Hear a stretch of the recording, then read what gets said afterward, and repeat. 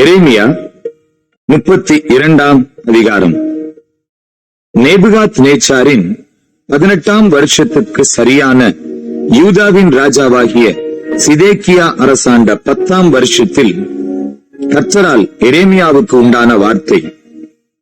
அப்பொழுது பாபிலோன் ராஜாவின் சேனை எருசலேமை முற்றுகை போட்டிருந்தது. எரேமியா தீர்க்கதரிசியோ யூதா ராஜாவின் அரமனையில் உள்ள காவற்சாலையின் முற்றத்திலே அடைக்கப்பட்டிருந்தான். ஏனென்றால், இதோ இந்த நகரத்தை பாபிலோன் ராஜாவின் கையில் ஒப்புக் கொடுக்கிறேன், அவன் இதை பிடிப்பான் என்று கர்த்தர் சொல்லுகிறார் என்றும், யூதாவின் ராஜாவாகிய சிதேக்கியா கல்தேயருடைய கைக்கு தப்பி போகாமல் பாபிலோன் ராஜாவின் கையில் நிச்சயமாக ஒப்புக் கொடுக்கப்படுவான். அவன் வாய் இவன் வாயோடே பேசும், அவன் கண்கள் இவன் கண்களை காணும். அவன் சிதேக்கியாவை பாபிலோனுக்கு கொண்டு போவான். நான் அவனை சந்திக்கும் மட்டும் அங்கே அவன் இருப்பான். நீங்கள் கல்தேயரோட யுத்தம் பண்ணினாலும் உங்களுக்கு வாய்ப்பதில்லை என்று கர்த்தர் சொல்லுகிறார் என்றும், நீ தீர்க்க தரிசனம் சொல்ல வேண்டியது என்ன என்று சொல்லி யூதாவின் ராஜாவாகிய சிதேக்கியா அங்கே அவனை அடைத்து வைத்தான். அதற்கு எரேமியா சொன்னது, கர்த்தருடைய வார்த்தை எனக்கு உண்டாகி, அவர், இதோ உன் பெரிய தகப்பனாகிய சல்லூமின் குமாரன் அனாமெயேல் உன்னிடத்தில் வந்து, ஆனதோத்தில் இருக்கிற என் நிலத்தை நீ வாங்கிக்கொள், அதை கொள்ளுகிறதற்கு உனக்கே மீட்கும் அதிகாரம் அடுத்ததென்று சொல்வான் என்று உரைத்தார். அப்படியே என் பெரிய தகப்பன் மகனாகிய அனாமெயேல் கர்த்தருடைய வார்த்தையின்படி காவற்சாலையின் முற்றத்தில் என்னிடத்துக்கு வந்து, பென்யமீன் நாட்டு ஆனதோத்தூரில் உள்ள என் நிலத்தை நீர் வாங்கிக் கொள்ளும், சுதந்திர பாத்தியம் உமக்குண்டு, அதை மீட்கும் அதிகாரம் உமக்கு அடுத்தது, அதை வாங்கிக் கொள்ளும் என்றான். அப்பொழுது அது கர்த்தருடைய வார்த்தை என்று அறிந்து கொண்டேன். ஆகையால் என் பெரிய தகப்பன் மகனாகிய அனாமெயேலின் கையில் நான் ஆனதோத்தில் இருக்கிற அவனுடைய நிலத்தை கொண்டு அதன் விலைக்கரையமாகிய 17 சேக்கலிடை வெள்ளியை அவனுக்கு நிறுத்துக் கொடுத்தேன்.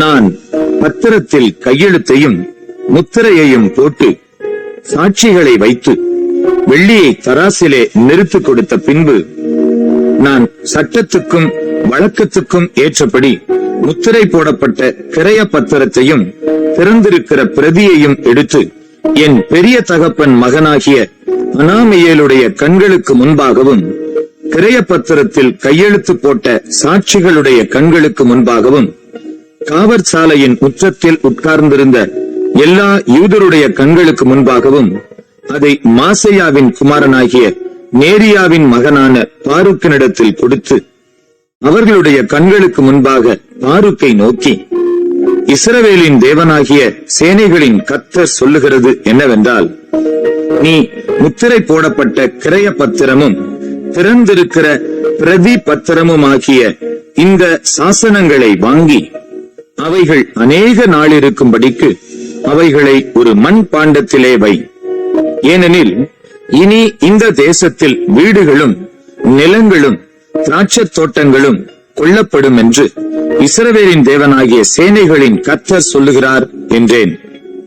நான் கிரய பத்திரத்தை நேரியாவின் குமாரனாகிய பாருக்கினிடத்தில் கொடுத்த பின்பு நான் கர்த்தரை நோக்கி பண்ணின விண்ணப்பமாவது, கர்த்தராகிய ஆண்டவரே, இதோ தேவரீர் உம்முடைய மகாபலத்தினாலும் நீட்டப்பட்ட உம்முடைய புயத்தினாலும் வானத்தையும் பூமியையும் உண்டாக்கினீர். உம்மாலே செய்யக்கூடாத அதிசயமான காரியம் ஒன்றுமில்லை.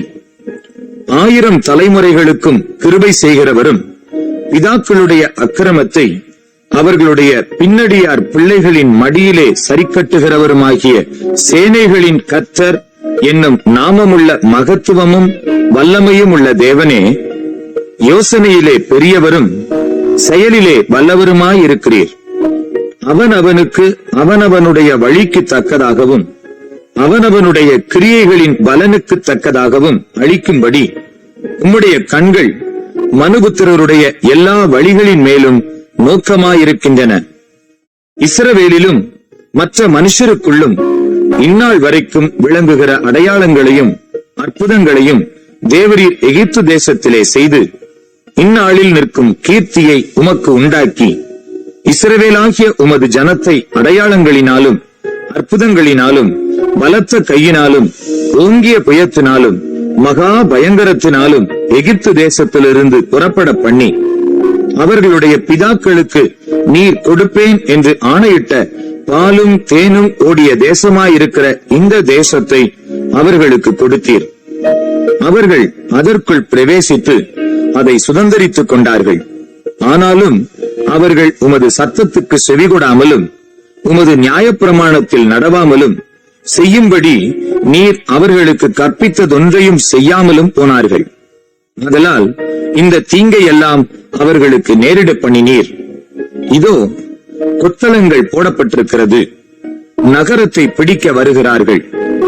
பட்டயத்தின் நிமித்தமும் பஞ்சத்தின் நிமித்தமும் கொள்ளை நோயின் நிமித்தமும் இந்த நகரம் அதற்கு விரோதமாய் யுத்தம் பண்ணுகிற கல்தேயரின் கையிலே கொடுக்கப்படுகிறது. நீர் சொன்னபடி சம்பவிக்கிறது. இதோ நீர் அதை பார்க்கிறீர். கர்த்தராகிய ஆண்டவரே, நகரம் கல்தேயரின் கையிலே கொடுக்கப்படுகிறதா இருந்தும் தேவரீர் என்னை நோக்கி, நீ உனக்கு ஒரு நிலத்தை விலைக்கிரயமாக கொண்டு அதற்கு சாட்சிகளை வையென்று சொன்னீரே என்றேன். அப்பொழுது கர்த்தருடைய வார்த்தை எரேமியாவுக்கு உண்டாகி, அவர், இதோ நான் மாம்சமான யாவருக்கும் தேவனாகிய கர்த்தர். என்னாலே செய்யக்கூடாத அதிசயமான காரியம் ஒன்றுண்டோ? ஆதலால் இதோ நான் இந்த நகரத்தை கல்தேயரின் கையிலும் பாபிலோன் ராஜாவாகிய நேபுகாத் நேச்சாரின் கையிலும் ஒப்புக் கொடுக்கிறேன். அவன் இதை பிடிப்பான் என்று கர்த்தர் சொல்லுகிறார். இந்த நகரத்துக்கு விரோதமாய் யுத்தம் பண்ணுகிற கல்தேயர் உட்பிரவேசித்து இந்த நகரத்தை தீக்கொளுத்தி இதை சுட்டரிப்பார்கள். எனக்கு கோபம் உண்டாக்கும்படி எந்த வீடுகளின் மேல் பாகாலுக்கு தூபம் காட்டி அந்நிய தேவர்களுக்கு பான பலிகளை வார்த்தார்களோ அந்த வீடுகளையும் சுட்டரிப்பார்கள். இஸ்ரவேல் புத்திரரும் யூதா புத்திரரும் தங்கள் சிறுவயது முதல் என் பார்வைக்கு பொல்லாப்பானதையே செய்து வந்தார்கள். இஸ்ரவேல் புத்திரர் தங்கள் கைகளின் செய்கையினாலே எனக்கு கோபத்தையே உண்டாக்கி வந்தார்கள் என்று கர்த்தர் சொல்லுகிறார்.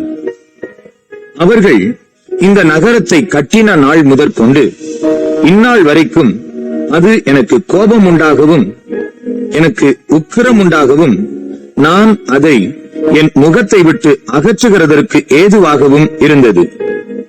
எனக்கு கோபம் உண்டாகும்படிக்கு இஸ்ரவேல் புத்திரரும் யூதா புத்திரரும் அவர்கள் ராஜாக்களும் அவர்கள் பிரபுக்களும் அவர்கள் ஆசாரியர்களும் அவர்கள் தீர்க்கதரிசிகளும் யூதாவின் மனுஷரும் எருசலேமின் குடிகளும் செய்த எல்லா பொல்லாப்பின் நிமித்தமும் இப்படி நடக்கும்.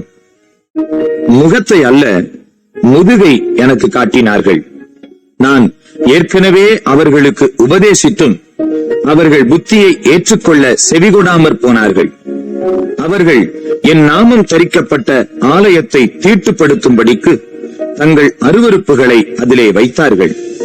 அவர்கள் மோளேகுக்கென்று தங்கள் குமாரரையும் தங்கள் குமாரத்திகளையும் தீக்கடக்க பண்ணும்படி இன்னோமுடைய குமாரனின் பள்ளத்தாக்கில் இருக்கிற பாகாலின் மேடைகளை கட்டினார்கள். யூதாவை பாவஞ்செய்ய பண்ணுவதற்கு அவர்கள் இந்த அருவருப்பான காரியத்தை செய்ய வேண்டும் என்று நான் அவர்களுக்கு கற்பித்ததுமில்லை, அது என் மனதிலே தோன்றினதும் இல்லை.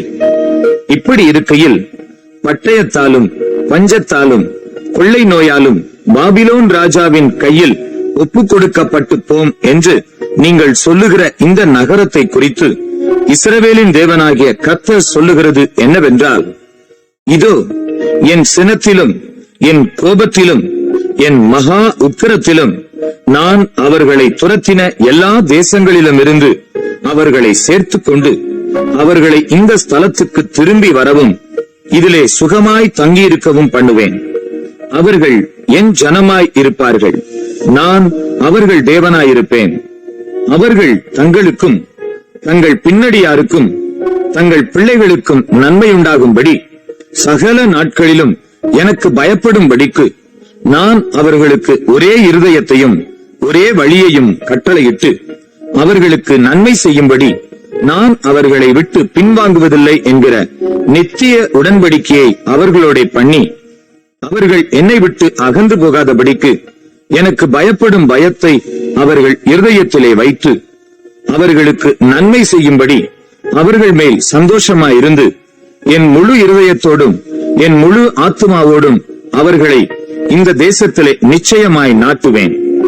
நான் இந்த ஜனத்தின் மேல் இந்த பெரிய தீங்கையெல்லாம் வரப்பண்ணினது போல அவர்களை குறித்து சொன்ன எல்லா நன்மையையும் அவர்கள் மேல் வரப்பண்ணுவேன் என்று கர்த்தர் சொல்லுகிறார்.